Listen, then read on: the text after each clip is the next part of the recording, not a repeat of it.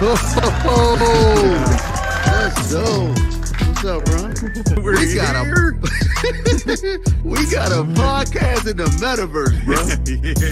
Yeah. Who knew that this is what it was all building up to through the entire first season, and now we are here kicking off season 2 with all of you guys, a live studio audience. Let's go. Every Tuesday, a podcast. We didn't even know what was happening. We were 15 episodes into this. It seems to be helping and impacting a lot of people. We'll see you every Tuesday on the Well Metaverse podcast. Peace. Jesus. I don't know why I chuck deuces. Like I don't chuck deuces. What was that? Yeah. Oh yeah. What's going on, man? Oh, dude, a whole lot. How you doing, man? I'm good. I can hear. Let's Boy, I was do this. Yeah, Cal in the house. Cal is in the building. What's up, bro? All right, man. Oh man, how are you, man? Woo, brother. I'm fine. Oh, Fantastic, bro. Hold on. I gotta stop you right now for Kimberly. Hey, Kimberly. What's up, Burley? Dude, Dude, what shirt you got on there? Sure. So Sure. this is one of Jason Earls' products. It Gotcha. comes from one of the jokes, probably one of the most powerful jokes that I tell. And man, it's pretty awesome. And it became a shirt. Dude, I've seen this is the joke. This word sure has, again, I think it's probably the most powerful joke that I tell that I've seen transform people's lives. Wow. So I did the joke. Well, it came from an instance that happened to me when my wife and we hit this difficult season. Mm. And man, when we hit this difficult season, as every marriage has, man, it is that moment.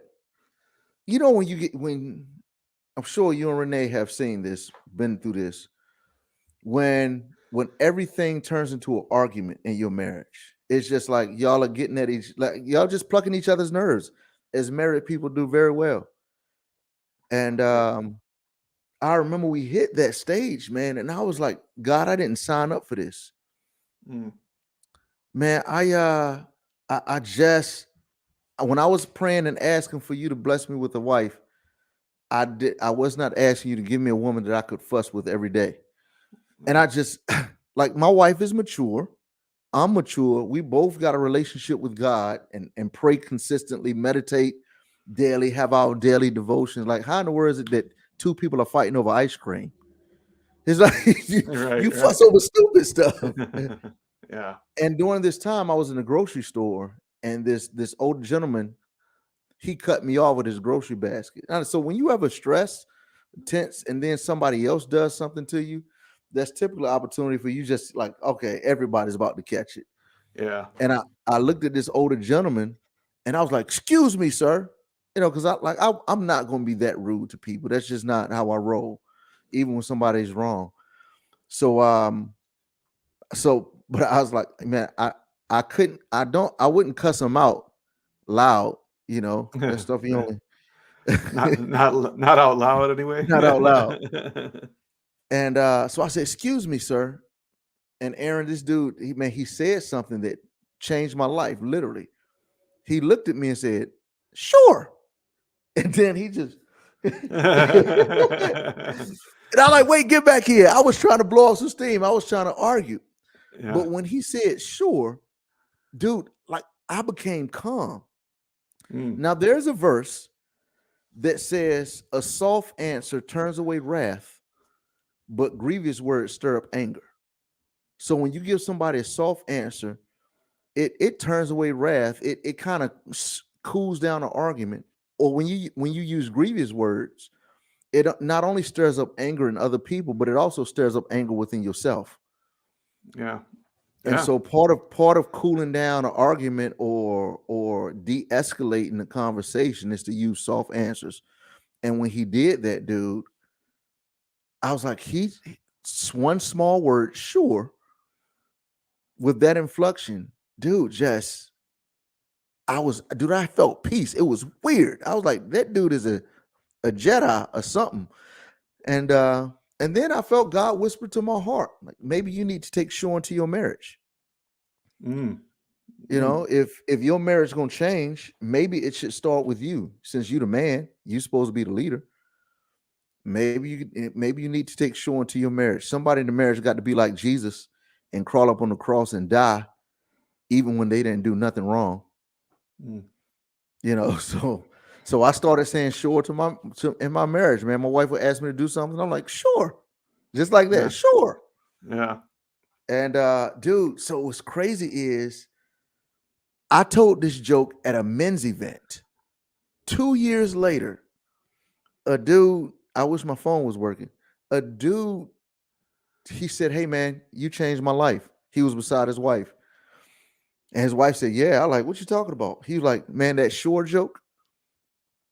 He said, man, I realized that I got to be Jesus in my marriage. I got to serve her. He said, I mean, I get up, go to work every day and serve other people, and I don't serve my wife. So one thing to serve my wife I started doing is making up my bed, our bed every day. He said, and I've been making up my bed for 2 years because of that joke. Wow, man. I'll tell you what, you set the bar pretty high. So now what I need to do for a successful joke is just something that'll change somebody's life 2 years later. Hey, But yeah. I was going to say, we got some people that are chiming in here. Oculo says, I'm sure the message of that, or the rest of that is, did I miss the live stream? Good to see you, my friend. Yeah. And you did, man. This is actually last week's. Yeah, right. This is last week's. Yep. Life's too short for disagreements, Cal Harm says. Love and learn to continue your journey together. Yep. That's that's what Jason and I try to do together, but Sturm says, hi guys. And what's up, Sturm? Oh, Texas Sheriff in the house. Howdy, sir. Good to see you. Good to see you. What's up, and Sheriff Kimberly throws some hearts. And and comedian Akintunde says, one of the greatest to ever do gentlemen. Yeah. Dude, I've watched some of the clips from your guys' show, and I'm so bummed to have missed it. You guys gotta come back like regularly. Like it's you hear that? You hear that? We need to do it. Schedule another metaverse show. Absolutely. And Akintunde says something here that I knew we were going to get into, because I'm so excited to hear. I haven't talked to you since this weekend, and I know this weekend was big. Jason is about to blow the lid off what a pastor can be, or what folks think you can be as a leader. Jason, can you tell us about that? Yeah. So if you've been following this show, you know, both Aaron and I have stuff going on that we couldn't talk about. And over the past year, my church's senior pastor stepped down in February. But for the past year, since actually more than a year, there have been conversations about me being the next guy.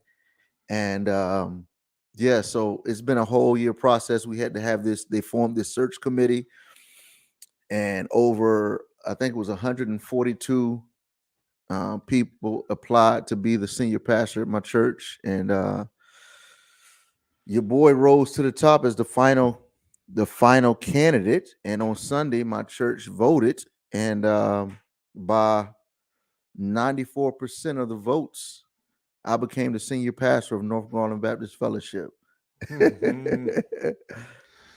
Yeah. So congratulations to you. Congratulations to them.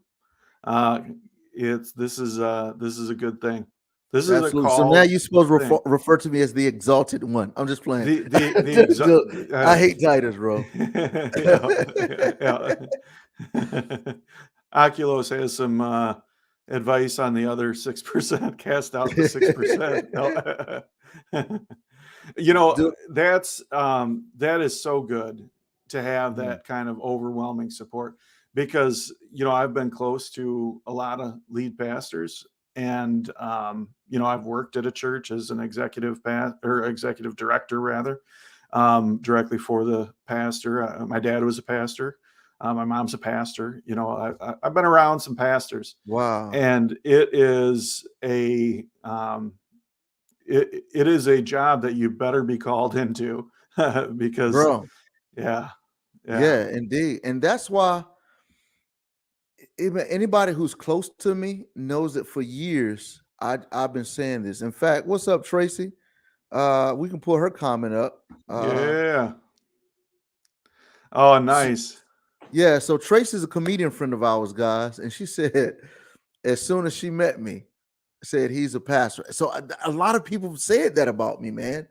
A lot of people have talked to me, like even older men in my life who've mentored me, and older ladies, man, I've always said, "Hey, you're a pastor," and I was like, "No, I'm not. I'm not." And so I've consistently tried to dismiss that idea. Even the conversation with people in my church and my former senior pastor, I was like, "No, I'm not. No, I'm not going to be the pastor of this church. No way, absolutely not." Yeah, yeah. But That's how you know. That's how you know. dude, I did not want to be a pastor, man. But it's at some point here's in the Christian faith, there's this concept called discipleship. And of course, disciple means learner, student, follower. And so the Christian faith is made of Christ Jesus, who's the leader of the Christian faith. He called us to be disciples. Actually, that's where the term Christian came from. Anyway, so when Jesus calls you to be a disciple, he calls you to deny yourself and to deny your life. He actually told his disciples, if you're going to follow me, if you're going to be my disciple, and you have to choose between your father and me and follow me, you got to hate your dad. If following me, you got to make a choice between your children, your wife, you got to hate your wife, hate your kids. He's not talking about let's destroy families. That's not what he's saying. Yeah. But and then he says this, if you're not willing to hate your own life, you're not willing to be my disciple. And bro, for me, that was him smushing his hand in my face. Like, you claim that you are a follower of me, but you love your life so much that everybody sees this skill and or giftedness in you, and you're gonna deny it. Either you're gonna follow me or you're not fit to be a disciple. I was like, and I cried, bro. I cried because I didn't like, not because I didn't want to be a pastor. Ultimately, it's because I realized, man, that as a follower of Jesus in this Christian faith, I thought my plans were better than God's plans for my life. And I've never been that guy to think that, but I realized when I really looked at the heart of it, there have been moments of my life, when I was in high school, college, I wanted to run my life the way. So it led to a life of sexual promiscuity and, of some light drugs and getting drunk a lot, and then let me surrender. And surrender has gotten me to this point, doing comedy, impacting people all over the globe. And he's like, okay, great. Now leave this summit of the mountain and go to the next summit. I'm like, no, I'm good. Yeah. I followed you enough to this summit. I'm straight. Yeah. He's like, nah, bro. That's right. And Cal sums it up nicely. Now it goes, he's a pastor. And Jason goes, sure. That's it's been, yeah, it is. Well, you see, even my hesitancy there probably says just some still. For the first time I walked in the house today, right before this, I came back home to make sure I do this podcast or this show. And I walked in the house, told my wife, I'm a pastor. I've been doing pastor things. That's right. That's right.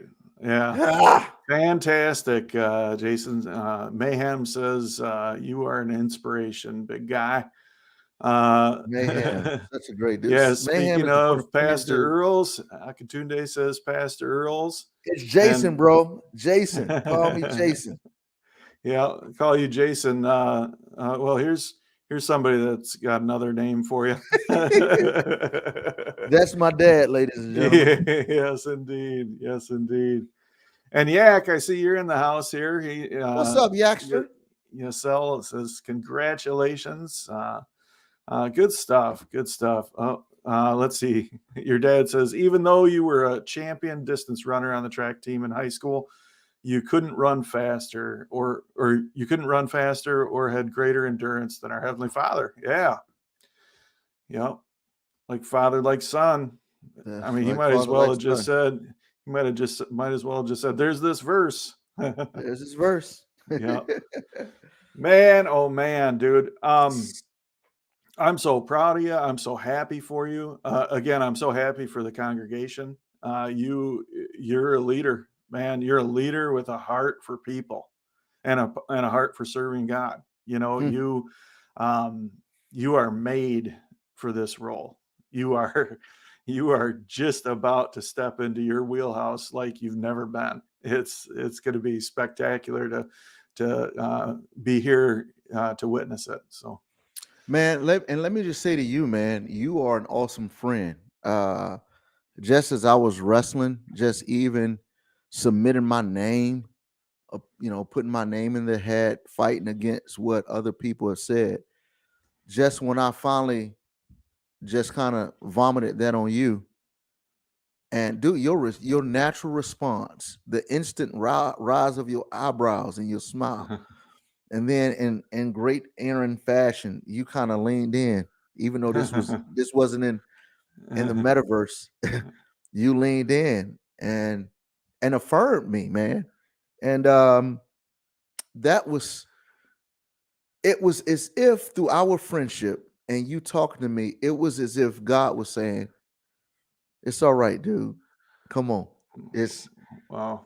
you gonna be all right, dude." The way that you just said, dude, Jason, this sounds exactly like something you need to just press into. Yeah. And even in the midst of some challenges I had in fighting back, I'm grateful that you were there to just kind of redirect me on some stuff that I was perceiving wrong.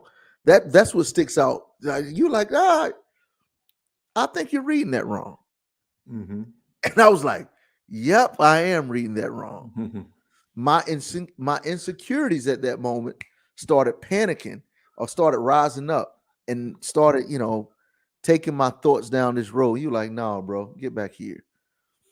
And And that's what happens. Like when we're presented with opportunities and we start pressing forward, that's the hardest thing to overcome is yeah, those feelings of self-doubt and unworthiness and things like that. Even something like this that you're just such an obvious fit for, even something like this that's so you know, such a high calling, something mm, that's so obviously the right thing to do. Even something like that, we can turn it inside and start, hijacking our own success and future. absolutely. So Yeah. we got some Mikhail, you're dude. This dude, we were in the band together at the illustrious IC Norcom High School. What's up, bro? Ah, Thanks a lot, dude. And brother Theodore is this dude is one of my biggest encouragers. Thanks, bro. Hey, and happy birthday to you, brother Theodore. Uh so I said, man, the idea of being a pastor, I'm still getting used to it. But I'm just saying, hey, y'all come and check us out. It's called North Garland Baptist Fellowship, NGBF. NGBF. And yeah. just .org. Just check us out, man. Y'all come to Dallas, come hang out with us. It'll be fun. Yeah. Yeah. Podcast sponsored by. That's Yeah. funny. And I'll tell you, like you mentioned up top, that we've both had some things that we haven't been able to talk about, and Can you talk about yours? I can actually. Yes. Sturminator just some of it, not all of it, Okay. but like Sturminator says, dry bar is the biggest opportunity for the soapstone. Yeah, this programming that's happening with this partnership between Dry Bar, the Soapstone, and Meta Horizon Worlds is just spectacular. The talent that we're bringing in to perform, it's just going to be phenomenal. And I was able to announce to the team this past Sunday on our team call that we're going to have some earnings opportunities. We're going to have some paid opportunities in the Soapstone for the people. And oh man, I'm just like, this has been something that's really been on my heart and on my mind looking ahead towards next year, 2023. Like, I want the people that are heavily engaged in the Soapstone to be able to earn through that. Yeah. And so, I mean, a lot of that is kind of out of my control, and it's dependent on a couple things happening. But I really think that more and more we're going to have these earnings opportunities that come up, and we're going to have let's see, 25 people that'll be able to earn 25 people that'll be able to earn every Thursday for these events for as long as they go. So that's a good thing, man. Dude, let me just pause and then again affirm you and everybody who's watching. Listen carefully, man. Aaron always talks about kind of what's made this metaverse Soapstone Comedy Club world take off is, man, you getting people involved. It's creating a certain culture, making sure that everybody else has buy-in and ownership. And now that there's income opportunities, earning income, you haven't said, okay, I'm taking all this. Dude, you've consistently used these opportunities where for earnings and monetization to actually spread the love, dude. And that's huge, brother. That's huge. Thanks, man. That's important to hear, because it is kind of hard. I mean, every dollar that I've had come in from the Soapstone, plus several of my own, has gone back out. Yeah. Wow. I haven't been able to draw anything yet. That's, by the way, that's not to say that'll last forever, because it certainly won't. I would highly anticipate being profitable. In other words, having some net gain on my end of the books, by the end of this year. So that's going to be a very cool thing but yeah, it's if money from applause credits comes in, that goes right back out. Money from some of the bonuses that Meta Horizon Worlds has commented on publicly in his public information, that's gone right back out. And what do we got here? I guess I need to get more applause points.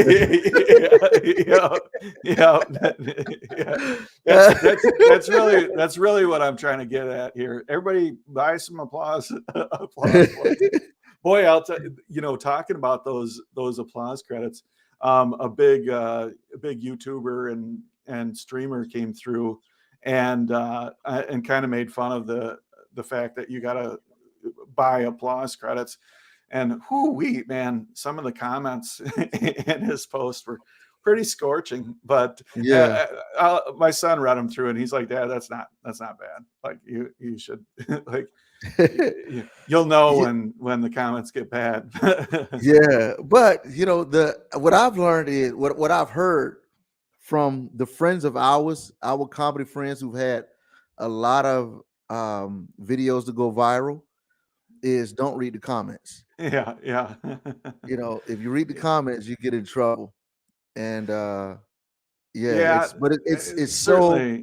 hard not to. Yeah. I like feedback. I like constructive criticism. So I like, let me see. Right. Well, and I engaged a little bit. Like, fortunately, things are still, like, we've had a couple of videos go viral. One of yours, just recently, that great joke, that's still getting more views and stuff. Yeah, you're crushing it on. How is it doing? I'm curious, because I hadn't checked it. Yeah, it's I haven't looked at it like in the last the last couple days, but I believe it's over 200,000 views Really? now, and like right up near 30,000 likes. So, Wow. which again, that seems like a lot. Uh, that's like half of the whole page for likes. So But one man's ceiling is another man's basement. You know, that's it's it. like, Oh yeah, yeah, yeah, yeah, it's cool. I'm yeah. grateful. I'm glad. What's funny is I was even the some people would say, "Hey man, make sure your content is your content. Don't allow anybody to post it." But I'm like, dude, post away, man. Like, go ahead and do it, and let's see what happens. You, And you know, so I'm grateful. I'm really grateful and honored that it's blowing up on your platform as opposed to mine. yeah. Um, So, I mean, the biggest video that I've had out there is on somebody else's platform, and Yeah, and I'm grateful for the everybody who's watched it. It's because it's not about collecting people; it's about sharing laughs with people, and like there's a verse. yeah, there you go. Yeah, what's the It's more verse? blessed to give than it is to receive. There, yeah. And that's what you're doing, man. That's why Oculus said this, man. Congratulations to you both. All your blessings and opportunities you're providing for the community. Well, I really to you, man. It's so you're giving and not necessarily focus on receiving. And that's what I did with the video. Maybe I need to give all my videos away because they don't go viral on my page. That's right. Well, I think it was Jeff Dunham that he's the dummy guy, right? Yeah, yeah. He's probably watching. No, but but I remember hearing that he had yeah, that's right. Matthias says Jason is famous now. Yeah. So but he very famously came to that same conclusion where like his team was like, no, you got to keep control of this. You got to keep control over the distribution of this. And he's like, man, I want everybody to share this far and wide. And they did, and he became very, very popular out of it. So yeah, it helps. Yeah, he was actually getting his attorneys to go after people who posted stuff. Oh yeah. Yeah, and then like, wait a minute. They were like, wait, dude, all of your Wait, bookies time have out. all of your bookies have increased because other people posting your stuff. That's right. That's right. So Yeah. here it Well, is right here. Look at this. yeah. Hi, y'all. I was actually interviewed for the New York Times piece from a few weeks ago about Horizon. Soapstone for me is the foundation of my online experiences and just wanted to say thanks. Wow. Thank you. Wow. Thank you. So it's really neat when I connect with people that share what the soapstone has meant to them. Mm. And it's so much more than what I could have possibly hoped for or certainly planned for. The way that people are engaging and finding community and finding finding their tribe, it's amazing. Oh, I got goosebumps, And dude. here's the other thing, man, is that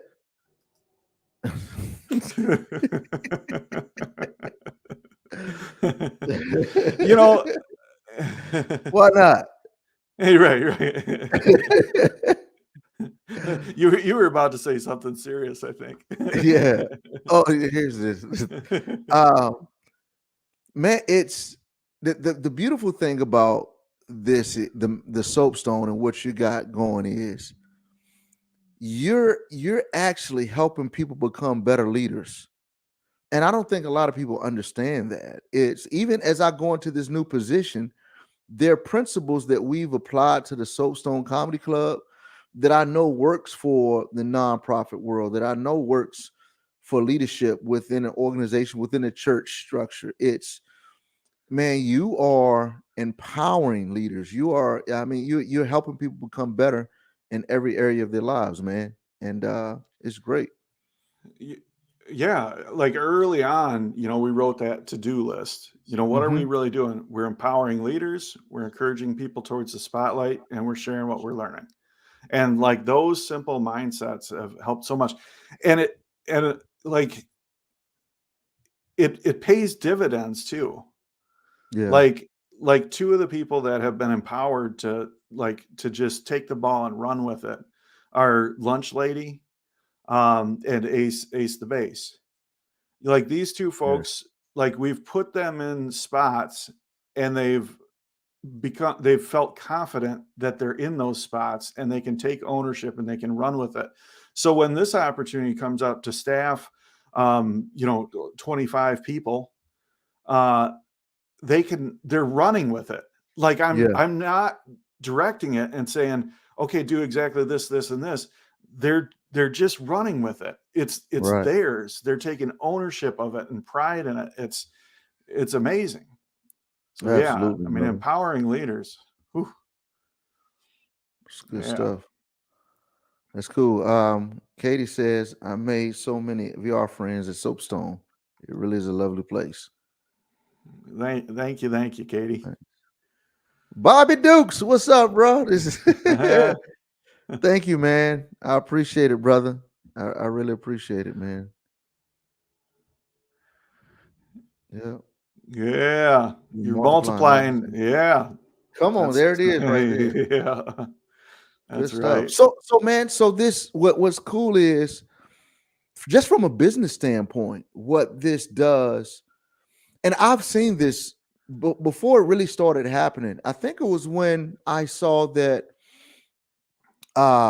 Inspire Create Labs created that world for Wendy's.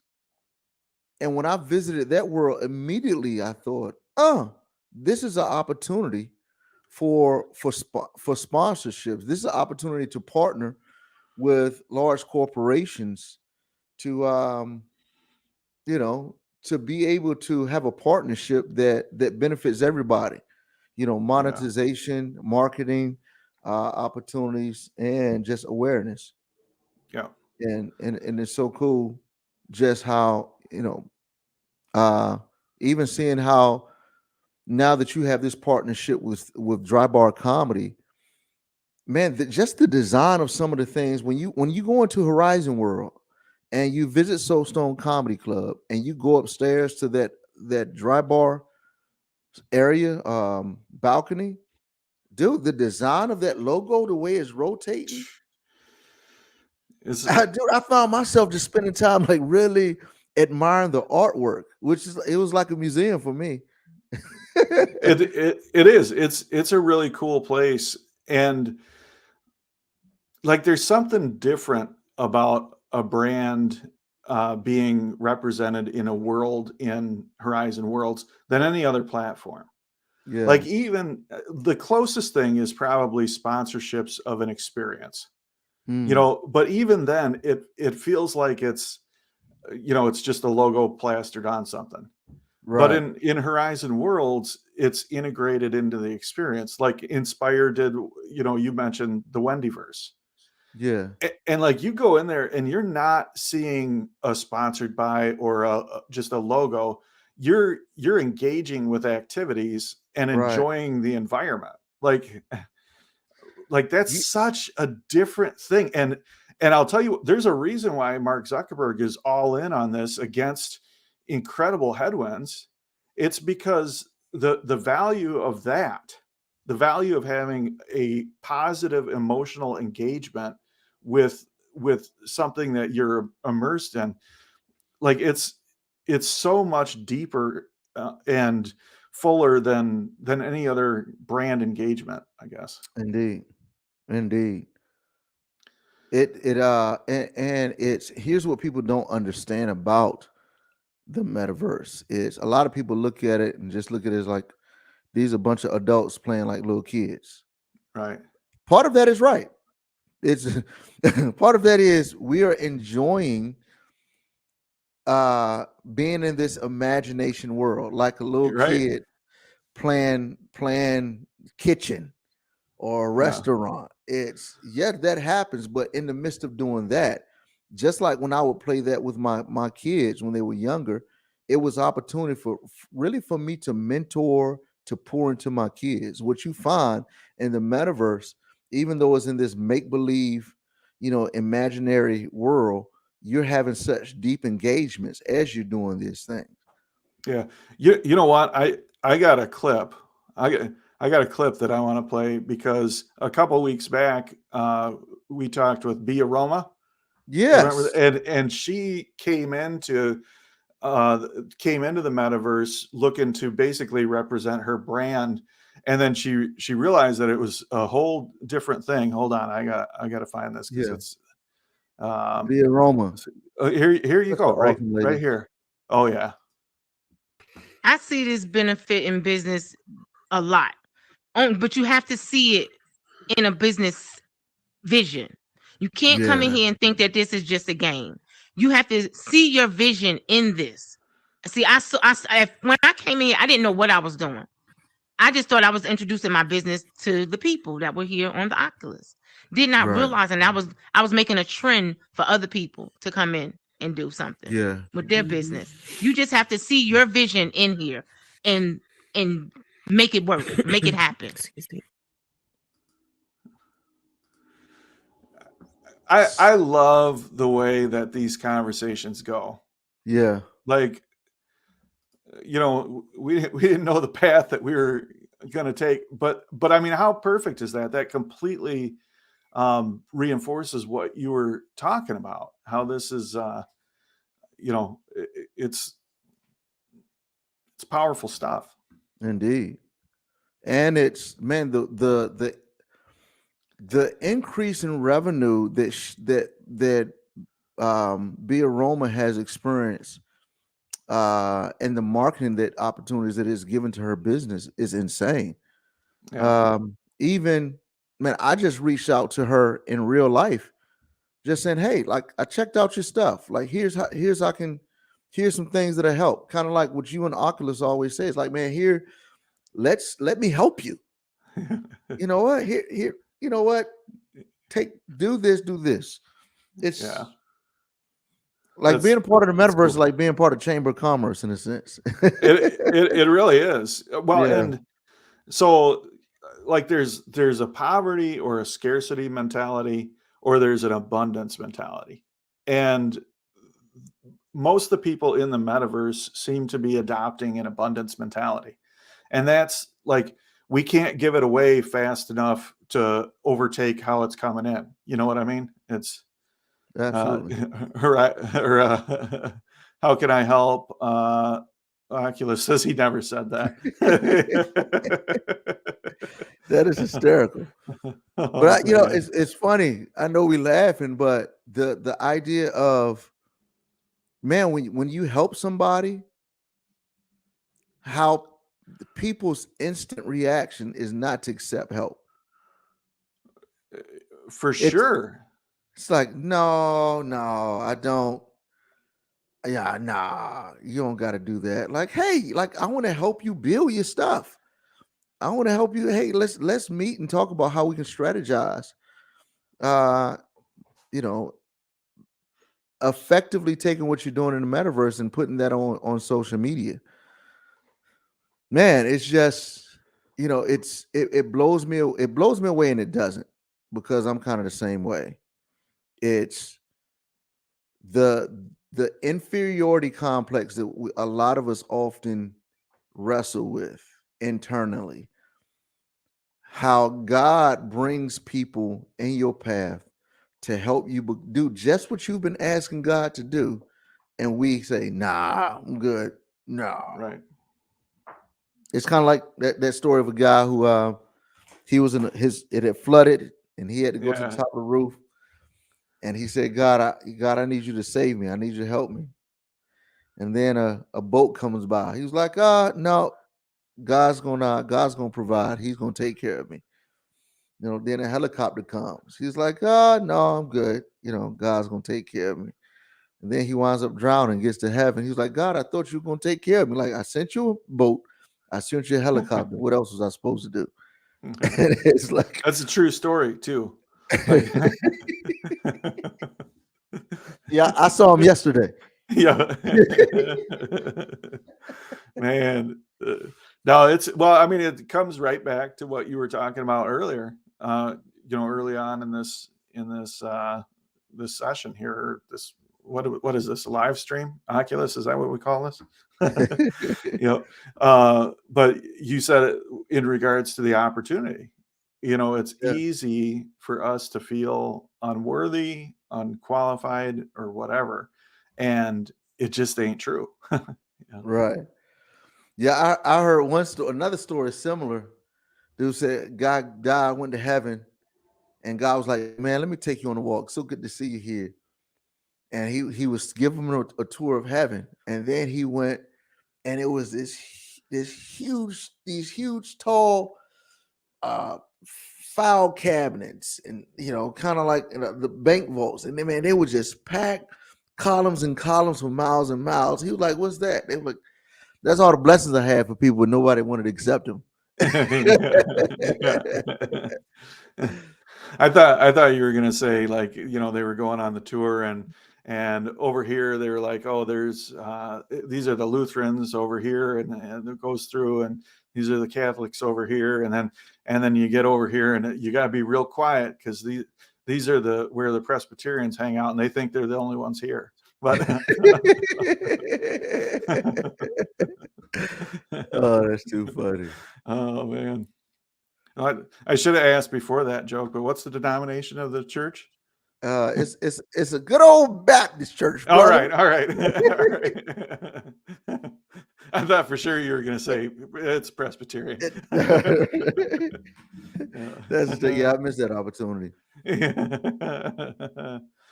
Man, another comment from Oculus.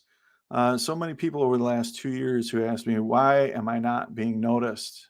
But at the time, they just weren't ready to receive their blessings. Man,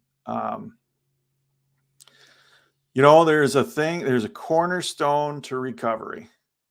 And that's the serenity prayer. God grant me the serenity to accept the things that I cannot change, the courage to change the things that I can, and the wisdom to know the difference. Being noticed, by definition, is something that's outside of our control. And so, like, people who are, and I've had this conversation with quite a few people recently that contact me and say, how do I get this and this and this that you got? How do I get noticed? And I'm like, it's outside of your control. It was outside of my control. I can't write a book that says this is exactly how you do it.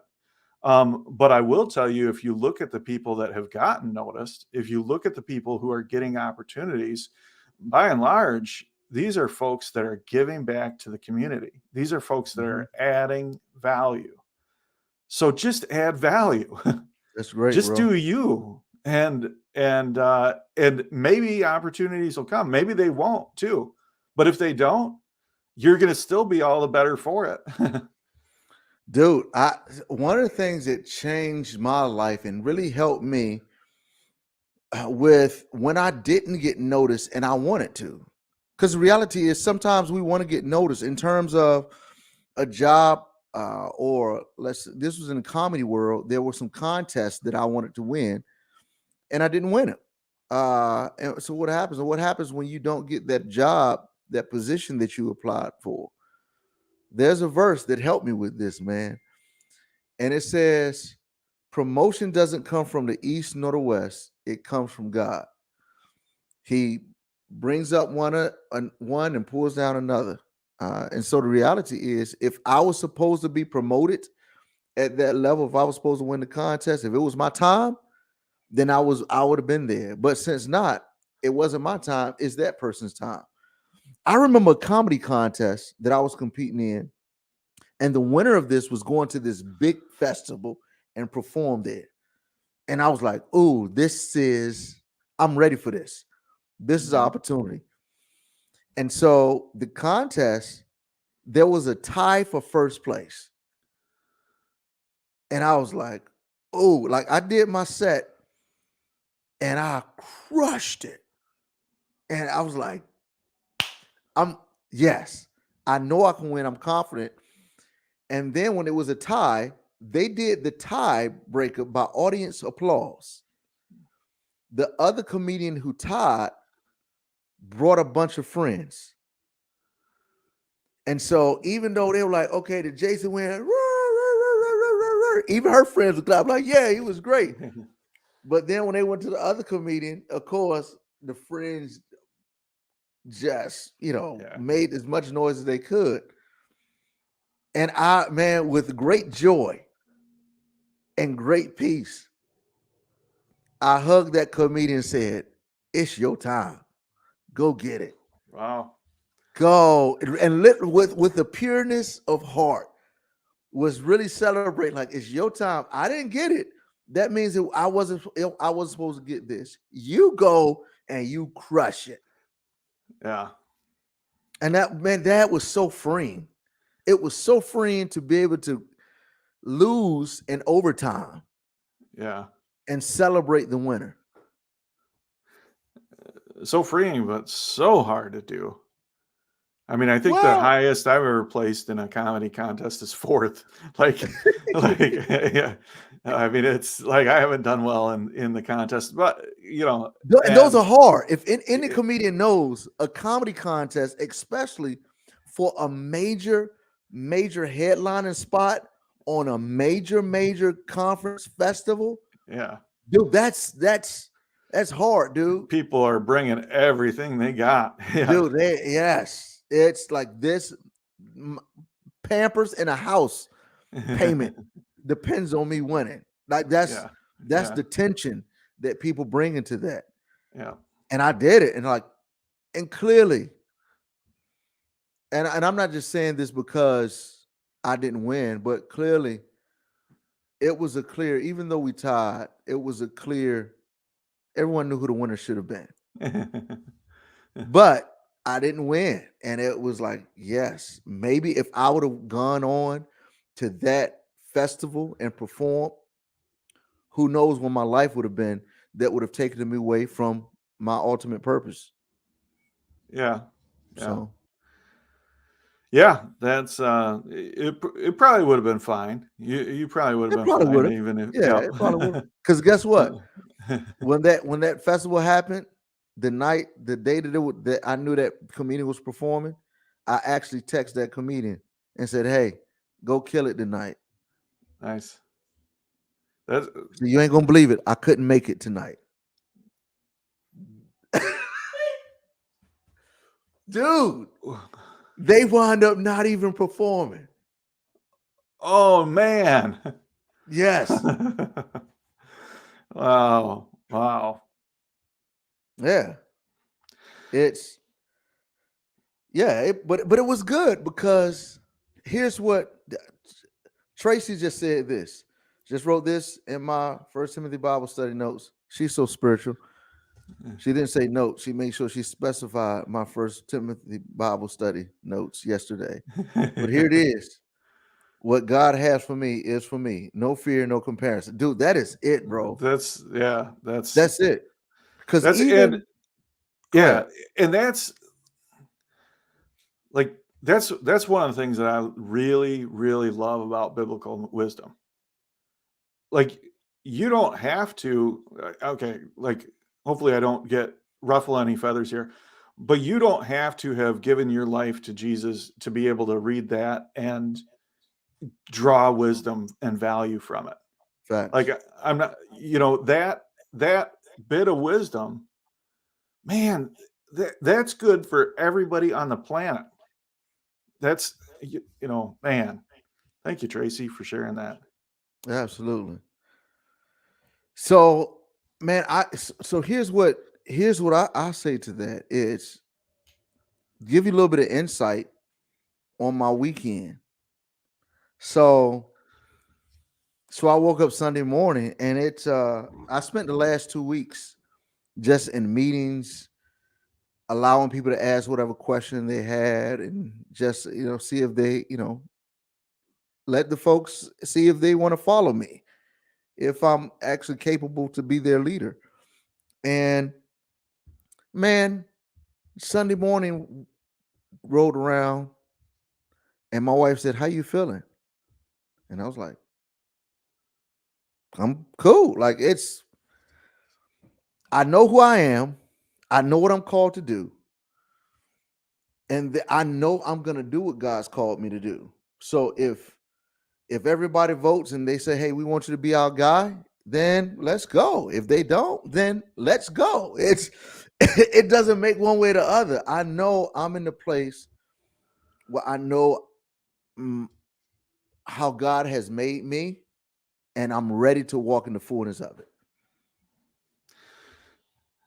Well, you are ready to walk in the fullness of it.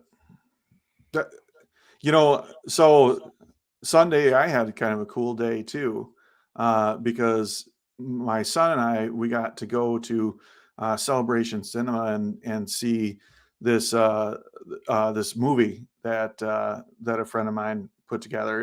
It was called True Summit, and a handful of my friends went to Mount Everest Base Camp. Yeah. And they went in the spring of this year, and they went to go climb to base camp, and then they a couple of them went to climb another peak that was nearby, Yeah. and this dude, his name's Kevin DeVries. Actually, he gave me a free sticker, so I'll show it. But Grace Explorations is his organization, but this dude, like he made a bundle of money. He was an adventurer. He's summited the highest peak on, I think, 5 continents. He's cross country skied across the North Pole, and he's done all this spectacular stuff. He was elevated to a very high ranking leader in a church, and he also has gone through 2 divorces and was homeless for 5 years.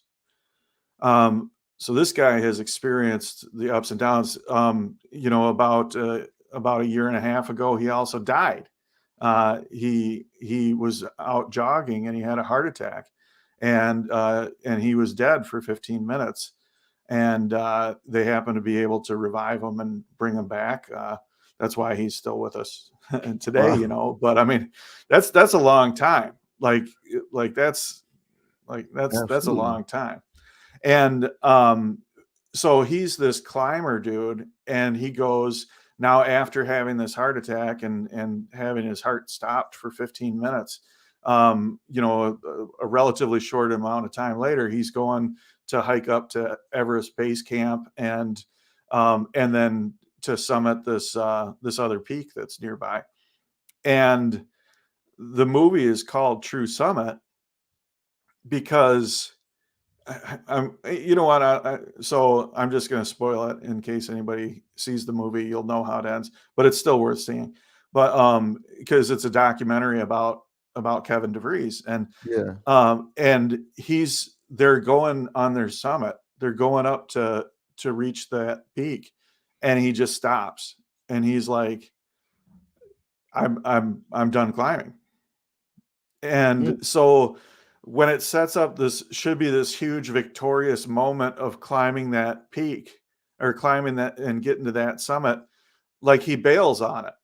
Yeah. And the true summit is like the fact that he was able to do that. And during this whole thing, he unpacks what he and a bunch of climbers experience, where they're defined by what they can achieve. They're defined by all that. And he's found a peace with who he is and whose he is.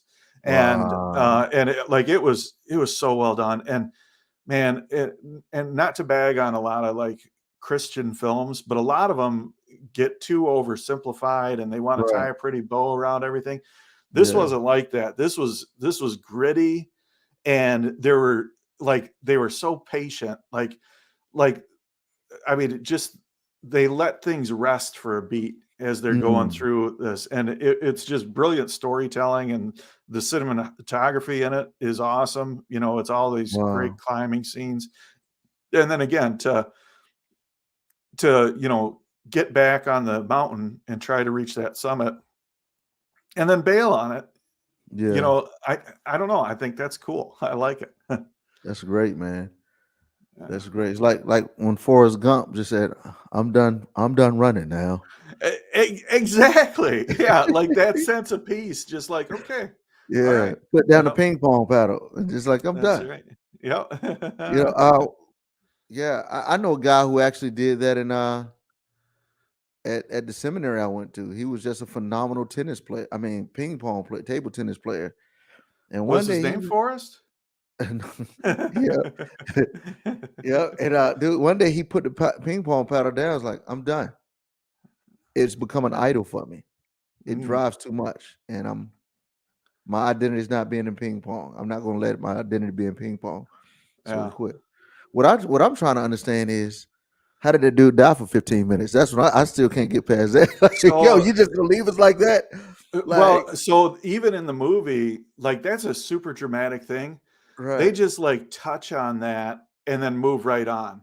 Like that's what I'm talking about. Like not like some of the things that they could have made cliche, like that Yeah, whole thing, like I was dead for 15 minutes and came back to life. Like that could have been hyper spiritualized or over right. dramatized, and they just floated it out there and went on, you know. That's great. Um, but yeah, I mean that whole thing. I mean that it was hugely dramatic, obviously, and he was running. Most of his run was through the woods where he would have been alone. And as soon as he came out on a major road, boom, he went down, and somebody saw him, and they got paramedics out there. But it was about 15 minutes that that he was technically dead. But Speaking of which, there was a major marathon this weekend, and Ashton Kutcher was in it, and what a guy who was in the league, they say, man, he was running at a pace so fast. No one had ever run this fast in a marathon. And wow. but dude, it got to a point where he looked like a giraffe that was born 2 minutes ago. Dude, he was thinking like wow, and he just dude, he fell down, bro. And it was Yeah. just the other dude like, well, thanks, I'm Wow. in first place now. Wow. Wow. Man, it must have been a serious marathon too. Like the way that I judge all marathons is whether or not Ashton Kutcher is in it. So Really? That's funny, man. oh man. Well, this was fun, Oculos. I don't know if you're still watching, but Oculos has picked up on my on a pattern that I have we're getting right at the end and we got to wrap it up. Oftentimes, I'll take a minute to reflect and be like, "Man, this was fun. This was such a great experience." And so now he enjoys calling me out on That's that. great. But on that note, this has been fun, hasn't it? It has been, man. It has been. It's giving me a chance to kind of pull back the curtains a little bit just on my experience on what I've had going on that I Well, just and didn't talk about. tomorrow you're on Good Morning Soapstone, right? I am, yep, I Man, am, which I'll be that's talking cool. able to talk about it more in the metaverse. Yeah, yeah. Well, that's So cool. I'd good. come, but you know, I already heard Yeah, it. No, I'm thanks, just bro. Appreciate it. Yeah. oh Anyway, man, for all my real supporters you're and right. everybody who just want to hear the story, just come to Soapstone. Good morning, Soapstone tomorrow morning at Yeah, 11:30 Eastern. Uh, 11:30 Eastern. yeah, yeah, and that'll be Sweet. yeah, that'll be a great show. And that's another thing that Trainer Cal, who is on here, and Lolly have come together to put together. That show is so good. Like it's like it yeah. Sometimes it makes me wonder what we're doing with our with our show. I'm like, man, this is theirs is really good. Oh, so good. Hey, thanks, Tracy. Thanks for joining in with us, man. Appreciate it. yeah, yeah. We yeah. Good to see you, Sweet. Tracy. All right. Well, I guess we should end it. Yeah, and And I gotta go get this, man. I think I gotta get a new phone, man. My phone is not working at all, bro. It would not turn on. It's just, I've had an and Apple you were symbol still for 2 days. able to call me from your watch earlier? Yeah. So I got the Apple Watch that can make phone calls and Oh, okay. stuff. All right. Yeah. All right. Sweet. Well, all right. Go get a new phone. Thanks. I hope, man. They say I might be able to fix it. I'm cheap when it comes to this stuff. Yeah. I learned I had I think this stuff can cause us to covet or have covetousness, never satisfied with what you have. So when I got this phone, I was like, I'm gonna keep this phone for as long as I can. And so I went in to get this morning to get a new one. And the lady said, actually, I think you just need to connect it to iTunes. We just tried to reset it. But I got home and I still can't reset it. So oh well. Yeah. Did you have insurance on it, or you don't do that? No, I do it for a while, but after a while, you got 6 kids. Oh man. Having insurance on phones is ridiculous. Right. So yeah, Kimberly, you're welcome for making your day brighter, and you make our day brighter as well. Indeed. All Kimberly, right. do you know how to fix an iPhone? Just ship it to Kimberly. She'll figure it out. Absolutely. I did put it in the refrigerator. You put it in the refrigerator? Yeah. In rice or something to dry it out? No, just like maybe it's running hot, so let me cool it off. Put it in the refrigerator. Yeah. Obviously, we see how that worked. Let me hit it. Down a few times. You're right. Oh, that actually worked. That's awesome. Oh. All right, everybody. We'll see you again soon. Peace out, y'all.